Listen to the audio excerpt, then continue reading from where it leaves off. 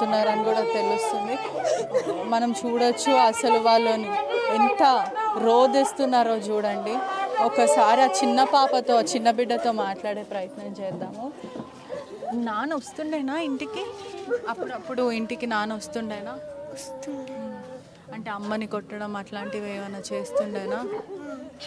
అంటే బాగా కొడుతుండేనా? ఎప్పుడు అమ్మ నాన్న గొడవ పడుతూ ఉంటారా? అమ్మ నాన్న గొడవ పడినా నిన్ను బాగా చూసుకుంటుండేనా, లేకపోతే మిమ్మల్ని కూడా పట్టించుకోకపోతుండేనా? ఏమంటుండే నాన్న? అసలు నీతో ఏం మాట్లాడుతుండే? మంచిగా మాట్లాడతాడు, కానీ నేను ఒక విషయం అడిగితే ఆ పవిత్ర ఒక విషయం అడిగితే నన్ను తిడతాడు ఎక్కువ. అంటే పవిత్ర అంటే ఎవరు అని అడిగితే నేను కొట్టి తిడుతుండేనా? ఎప్పుడన్నా అన్నావా నాన్న ఇంటికి వచ్చేసే మనం అందరం కలిసి ఉందాం అని ఎప్పుడన్నా అన్నావా?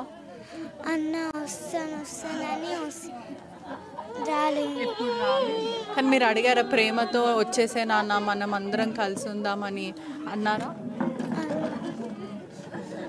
నేను పాస్ట్ మాట్లాడదలుచుకున్నాను, డిస్కస్ చేసి జిమ్ పోతున్నావు. I can see the difference. I'm happy.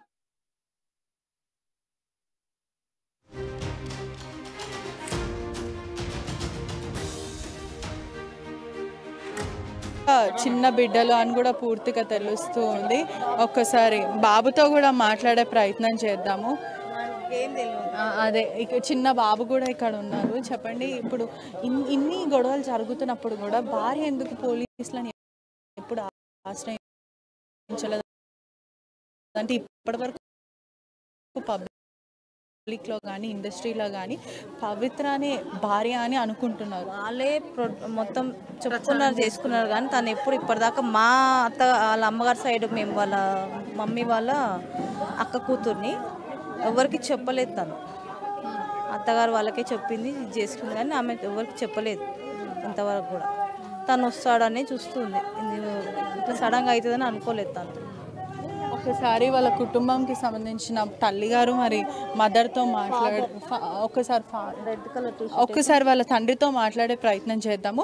Narsingi police స్టేషన్లో కూడా ఫిర్యాదు ఇవ్వడం జరిగింది. అసలు ఏమని ఫిర్యాదు ఇచ్చారో తెలుసుకునే ప్రయత్నం చేద్దాం. నమస్తే అండి, ఇప్పుడు ఏమని ఫిర్యాదు ఇచ్చారు? నార్సింగ్ పోలీస్ స్టేషన్లో మీరు కంప్లైంట్ ఇవ్వడం జరిగింది. ఏమని కంప్లైంట్ ఇచ్చారు? ఏమని ఇవ్వలేదు మేడం. ఒకటి ఏంటంటే నేను నా రూమ్కి వెళ్ళాము, అపార్ట్మెంట్ 5th పైన 2 రూమ్కి వెళ్ళాము. రూమ్కి వెళ్ళిన తర్వాత వాళ్ళు ఏం చేశారు, వాళ్ళు ఏమన్నారు, ఎవరైనా పేరెంట్స్ వాళ్ళు వస్తే మేము ఓపెన్ చేసి వాళ్ళకి ఫస్ట్ చూపిస్తాం. చూపించిన తర్వాత మేము వాళ్ళు వచ్చేసి మేడం ఇద్దరు వచ్చారు కానిస్టేబుల్స్, నన్ను తీసుకొని చూపించారు. ఈయనెవరు? మీ బాబా, మీరేమైతే నేను తండ్రి అవుతాను. సరే ఏం సంగతి అంటే ఇట్లా సంగతి జరిగింది సార్, ఇట్లా సంగతి ఇది అని చెప్పిన. సరే అయిపోయింది, నువ్వు పక్కకి వెళ్ళు. ఇక నయంబడి వచ్చిన 4 పిల్లలు ఆ బాడీని దించారు. దించి ఒక బెడ్ చనిపోయాడు. అంటే ఎంతసేపు అవుతుంది? ఎట్లా ఆ సిచ్యువేషన్ ఎట్లా? స్టార్టింగ్ ఇక్కడ నుండి ఉదయం 9:30కి వెళ్ళింది మేడం. ఇక్కడ నుండి ఇంటిని 9:30కి వెళ్ళాడు.